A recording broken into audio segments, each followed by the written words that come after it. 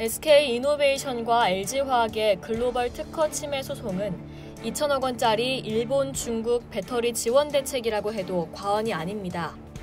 관련 업계에 따르면 SK이노베이션과 LG화학은 미국 ITC에서 맞소송을 진행 중입니다. 지난 4월 LG화학이 먼저 기술을 침해당했다며 소송을 냈고 SK이노베이션도 지난달 30일 LG화학과 LG전자를 묶어 소송을 걸었습니다. 모두 미국 시장에 상대방 배터리를 들여오지 못하게 해달라는 게 핵심입니다. 양측 모두 기술을 뺏겼다고 주장하는데요. 이면엔 인력 유출과 치열한 글로벌 시장 배터리 점유율 싸움이 있습니다. 배터리는 전기차 원가의 50%를 차지할 만큼 핵심 부품입니다.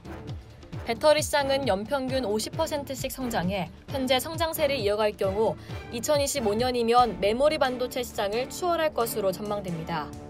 세계 전기차 배터리 시장은 한국과 일본, 중국 회사들이 장악하고 있습니다.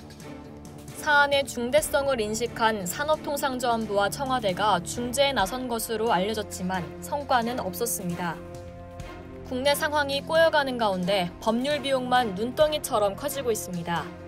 착수금과 성공보수 등 각종 추가 보수를 감안하면 소송비가 2천억 원에 달할 것이란 전망입니다. 더 큰 문제는 소송이 끝난 다음에 벌어질 상황들입니다. 양측 모두 미국의 대형 공장을 짓고 있고 결과에 따라 한쪽은 치명적인 타격을 받을 수밖에 없습니다. 한때는 두 기업 간 화해 가능성도 있었습니다. 일본이 한국을 화이트리스트에서 배제했던 때였는데요. 한국이 화이트리스트에서 배제되면 전기차 배터리 핵심 소재인 분리막의 대일본 수입이 원활치 않을 거란 전망이 있었습니다. 분리막은 배터리에서 전기를 만드는 양극재와 음극재를 분리해 이온만 통과시키는 소재로 배터리의 안전성을 결정짓습니다. 배터리 재료비 원가의 20%를 차지해 양극재 다음으로 고가입니다.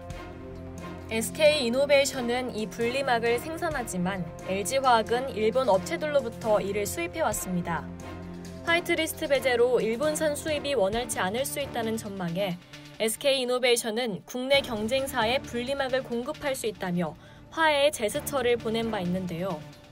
분리막 수입은 일본의 자율준수 무역 거래자 인증을 활용하면 화이트국가 배제 전처럼 수입이 어렵지 않을 것이란 예상이 나왔습니다. ICP 제도 취지대로 수입에 차질이 없게 되면 LG화학이 굳이 SK이노베이션에 손을 벌릴 필요가 없다는 뜻이죠.